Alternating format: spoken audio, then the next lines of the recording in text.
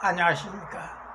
인천 영흥동의 손종상 할아버지입니다. 오늘도 저는 점심을 일찌감치 먹고는 송도 개굴유수지 공원을 한 바퀴 돌고 또 그곳에서 여러가지 운동도 하면서 이렇게 집으로 돌아왔습니다. 오늘 그곳 송도 유원지에서 저에게 있는 좋은 글을 하나 소개하려고 그러니까 야외로 나서 인터넷이 잘 터지질 않습니다. 저희 핸드폰이 굉장히 좋은 것도 아니지만은 그냥 쓸만한 핸드폰인데도 웬만한 핸드폰들은 밖에 나가면은 사실상 잘 터지지를 않아요. 그래서 제가 집에 들어와서 이 글을 하나 소개해 볼까 합니다.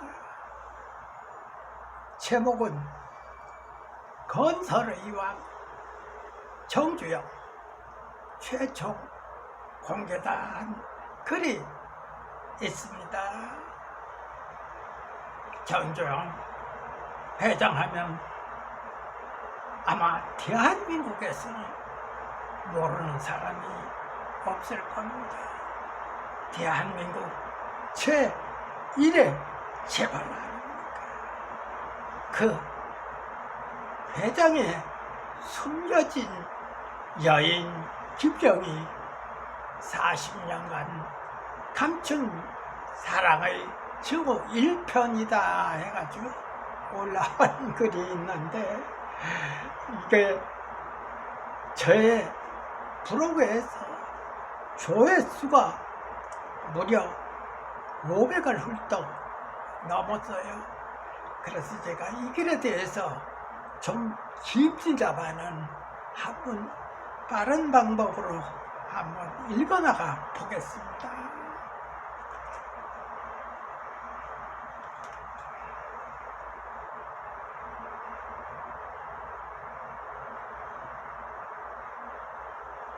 정주영 숨겨진 여인 김정희 40년간 감춘 사랑과 증오 1편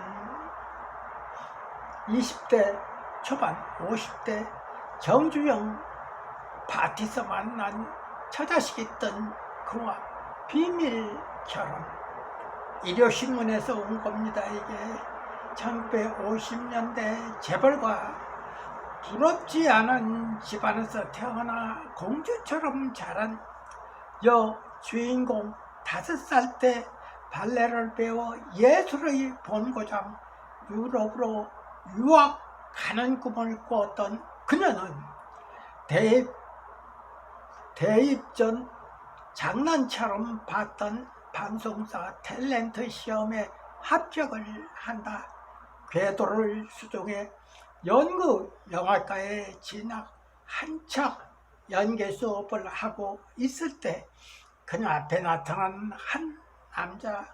운명처럼 둘은 연을 맺지만 그 남자는 대한민국 최고의 기업가, 무려 38살 연상에 이미 부인이 있었다. 이 여자는 비밀결혼과 출산, 은둔 생활, 판에 박힌 연속극이 아니다. 드라마보다 더 드라마틱한 이야기. 주인공은 김정희 씨 62세 사업가는 바로 고 정주영 현대그룹 명예회장이다. 정주영의 숨겨진 여인으로 살아온 김정희 씨가 40년에 만난 처음으로 드라마 같은 자신의 인생 스토리를 일요신문에 털어놨다. 두 사람은 1973년 처음 만나 딸 둘을 낳았지만 그 존재는 30년 가까이 철저한 비밀에 붙여졌다. 그러다가 정 회장이 타계한 2001년 김씨가 진짜 확인 소송을 제기해 세상을 떠들썩하게 했고, 잠잠해질 무렵인 2006년 유산 상속 조던 신청으로 다시 화제를 불러일으켰다. 그 와중에도 배울에 가려있던 김경희 씨가 최근 일요신문과 단독으로 만나 그간의 비화를 털어놨다.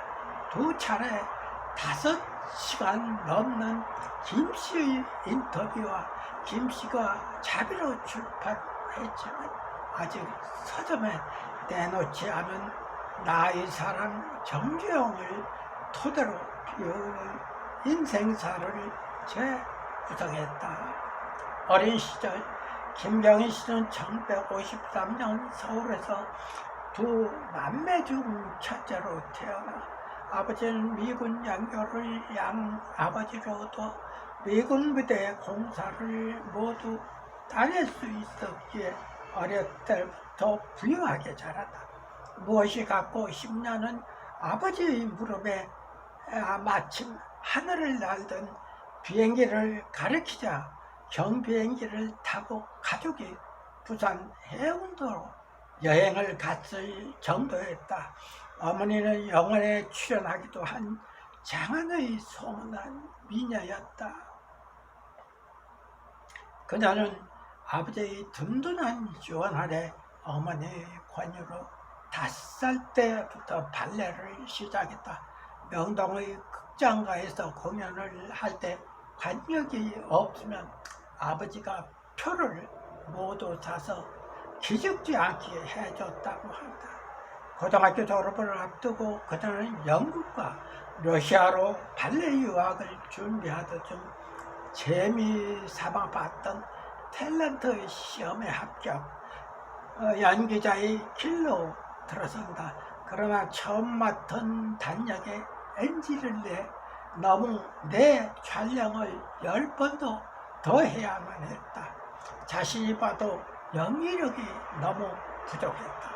연기를 배우기 위해 그녀는 연극 영화과에 들어갔다. 첫 만남 고 정주영 현대그룹 회장과의 젊은 시절 김경희 씨. 1973년 20살 경명희 씨는 어느 파티에 나갔다. 이제 막 한국의 파티 문화가 들어오기 시작한 때였다. 그날따라 모임이 길어졌고 버스가 끊겨질까 걱정된 김씨는 무작정 달리기 시작했다. 그때 자동차 한 대가 김씨 앞에 서더니 한 남자가 내려 집까지 데려다 준다고 했다. 그때 그녀는 그와 38살 차이가 나는 지도 부인과 자녀가 있다는 사실도, 그가 얼마 뒤 한국에서 모르는 사람이 없는 큰 사업가가 된다는 것도 모르고 있었다. 그가 바로 정주영 회장이었다. 그가 연락처를 남기고 집에 바래다 준 적이 고마워. 그녀는 그렇게 한다고 했다. 연락처를 남기기로 했던 것이다. 정 회장은 밥을 사준다는 핑계로 자주 연락을 해왔다. 김씨도 그것이 못내 싫지만은 않았다. 몇 번의 만남 후에 정 회장은 함께 김씨 집으로 가자고 한다. 당시 김씨의 부모는 아버지의 잦은 외출로 별거 중으로 사실상 이혼 상태였다. 집에서 정 회장은 김씨 어머니에게 자신은 대구에 일이 있고 김씨도 대구에 외삼촌이 있으니 같이 가자고 한다. 김씨와 어머니는 정 회장의 링컨 컨티넨탈 리무진을 타고 대구로 향한다. 그것이 정 회장과 김씨의 첫 여행이었다. 그 뒤로 정 회장이 김 씨를 1년을 따라다닌 끝에 고백을 했다. 드디어 비밀 결혼을 하게 된 것이죠. 따님을 맡겨주세요. 이 아이 평생 밥은 굶기지 않겠습니다. 정조영 회장은 김씨 어머니를 만난 자리에서 단도직입적으로 말을 했다고 한다. 김씨의 어머니는 이를 승낙했다. 그 배경에 대해 김씨는 어머니는 아빠를 마음에 들어했다. 눈이 맑다며 나쁜 사람 같지는 않다고 했다고 해고했다. 김정희씨는 정조영 회장을 아빠라고 불렀다. 애들 아빠가 그렇게 굳어진 듯 싶었다. 그때부터 정 회장과 김씨의 비밀 결혼 생활이 시작됐다. 결혼은 없었다. 그냥 그렇게 살게 됐다는 것이다. 다만 정 회장은 김씨를 데리고 본인의 아버지와 어머니 무덤으로 찾아가 인사를 드렸다고 한다. 김씨는 그때를 아버지가 두 번째 장가 간다고 생각했던 것 같다고 말했다. 결혼 같지 않은 결혼을 하며 김씨가 꾸던 연기자의 꿈은 사라졌다. 정 회장이 연기를 당장 그만두라며 불같이 말을 내는 바람에 김씨는 모 여대 무용가로 학적을 옮겨야 했다. 이후 김씨는 TV에서 정 회장의 모습을 본다. 현대그룹이 점점 번창해 정 회장도 유명세를 타게 된 것이다. 김씨는 TV를 통해서야 아빠가 부인과 자식이 있다는 것도 알게 됐다고 말했다. 하지만 그런 사실을 알고 되돌아갈 수가 없었다. 이미 너무 많이 건너왔기 때문이다. 이때쯤 정 회장은 김씨의 청운동 자택 근처로 거처를 옮기라는 말을 한다. 하지만 김씨는 엄연히 부인이 있었다는 것을 알게 된 이상 그렇게 할 수는 없다고 생각했다. 김씨가 단호하게 거절하자 정 회장은 서운해하긴 했지만 더 이상 그 문제를 언급하지는 않았다. 정 회장은 울산 조선소 영빈관을 좋아해 김씨를 그곳으로 자주 초청했다. 어느 날은 요트를 샀다며 김씨를 데려갔다. 처음 태워주는 사람이 김씨라는 말로 덧붙였다. 김씨는 아빠는 뭐든 처음 사면 나부터 태워줬다. 나를 그렇게 끔찍하게 아꼈다고 말을 했다. 김씨는 무용과를 졸업하고 대학원 과정 중 미국 이민을 갔다. 이유는 크게 두 가지였다. 김씨의 어머니와 미국 시민권자의 재혼, 또 하나는 어린 나이에 거의 40년 가까이 나이차가 나는 남자이면서 재벌 총수의 정 회장과 결혼하는 것이 큰 힘이 됐기 때문. 현대그룹이 번창하면서 정 회장은 더욱 바빠지고 얼굴을 볼 수 있는 시간이 줄어들어 마음의 병을 얻었다. 어머니는 그런 김씨에게 미국으로 가면 남들 시선에서도 자주 자유로워지고 회장님만 바라보며 지치는 일도 줄어들 것이라며 이민을 권했다. 미국에 건너간 김씨는 정 회장과 만난 지 6년째의 1979년 큰 아이를 낳았다. 그레이스 정이었다. 미국에서 몸조리를 끝내고 평창도 어머니 집으로 귀국했을 때 정 회장은 딸 그레이스와 처음 대면한다. 정 회장은 자신과 쏙 빼닮은 그레이스의 이목구비를 보고 너무나 흥분했다. 다시 미국으로 간 김씨와 딸 그레이스에게 정 회장은 매달 $1,000씩 송금해줬다. 미국에서 살기에는 적은 돈이었다. 하지만 재벌 총수임에도 자신을 위해서는 어느 것도 돈을 쓰지 않는 정 회장에게는 적지 않은 돈이었다.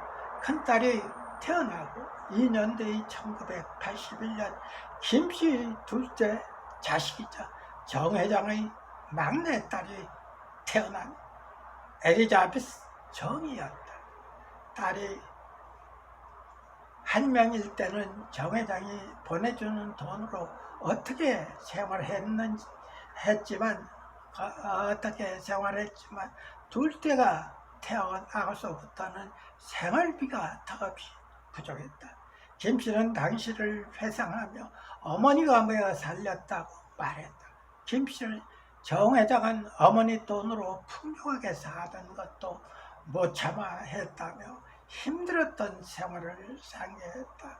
김씨는 미국 사회에서 여성의 사회 진출률이 높은 것을 보고 USC 남가주대 의과 과정에 도전했다. 정 회장이 김씨에게 발레도 그만두라고 했기 때문에 내린 결정이었다. 그러나 낯선 이국 땅에서 처음 배우기 시작한 의과 과정은 김씨에게 너무 버거웠다. 김씨는 너무 어려워서 2년간 악착같이 다녔는데 나중에는 목이 아파왔다고 설명했다. 김씨는 몸도 아프고 결혼 생활이 처음 생각했던 것과 너무나 달라 병이 나는 등 살 수가 없을 지경에 이르렀다. 김씨는 마음의 병을 고치기 위해 1983년 경상도 합천 해인사 백년암으로 돌아갔다. 정 회장은 백년암으로 김씨에게 편지를 보냈다. 1983년 7월 25일 소인이 찍혀있는 편지가 아직도 남아있다. 어긋나는 두 딸. 암자를 낳아 다시 미국으로 간 김씨. 생활비를 벌어야겠다는 마음에 자격증을 취득해 부동산 중개업자로 살아간다. 아이들은 무럭무럭 자라 어느새 학교 다닐 나이가 됐다. 아이들은 똑똑했다. 주에선 영재학교를 보내야 한다고 했다. 김씨는 이 말을 정 회장에게 전했다. 하지만 정 회장은 불같이 화를 내며 그건 정상적인 생활이 아니다. 아이들은 평범하게 길러야 한다. 그러다 애 버린다는 말만 돌아왔다고 한다. 정 회장이 퍼블릭 공립학교에 보내야 한다고 말해 그렇게 했지만 질 좋지 않은 친구들을 만나면 아이들도 삐뚤어지기 시작했다. 아이들의 방향이 심해지자 김씨는 유럽으로 가기로 결정을 했다. 처음 스위스의 학교를 알아봤지만 스위스의 학교에서는 두 딸의 학교 성적이 나빠 받아주는 곳이 없었다. 프랑스에서도 파리는 받아주는 곳이 없어 파리에서 2시간 승용차를 타고 가야 나오는 식용학과에 아이들을 맡겼다. 그러나 두 딸은 프랑스에서 언어 때문에 무척 힘들어했다. 특히 첫째가 너무 힘들어해 2년이 지났을 무렵 김씨는 돌아오기로 결심을 한다. 두 딸은 프랑스어를 익히고 어느 정도 적응했지만 첫째가 힘들어하는 모습에 모두 돌아올 수밖에 없었다. 미국으로 돌아오자 이번에는 교육 과정이 문제였다. 교육 과정이 바뀌면서 공부에 연계성이 없어져 아이들 공부는 더욱 힘들어졌다. 이렇게 아이들이 커가면서도 정 회장만은 때때로 만났다. 정 회장이 김씨에게 전화를 해서 약쪽 장소를 가르쳐주면 그것으로 찾아가 만나거든. 정 회장이 미국으로 올 때면 김씨 집에 들르는 시기였다. 그렇게 시간이 흘러 정 회장과 김씨 관계의 터닝 포인트가 됐던 1992년 대통령 선거가 시작이 된다. 이것이 1편으로 끝난 글입니다. 참 세상을 살면서 기구한 운명 속에 살아가는 사람이 한두 사람이 아니겠죠. 그렇지 않겠습니까? 이 글을 참 읽어보면서도 정말 눈물이 나는구나. 이렇게 힘들게 세상을 살아온 사람도 있다는 것을 생각하고 우리 같은 보통 사람들이 살아오는 이 삶은 사실상 고통이 아니구나 하는 생각을 해서 저에게는 많은 위안도 되기는 합니다. 이렇게 글을 한번 읽어서 유튜브 방송에다 올려줌으로써 이에 대한 이해를 하시는 분이 더욱더 많으리라 생각을 합니다. 감사합니다. 방송을 이렇게 마치도록 하겠습니다.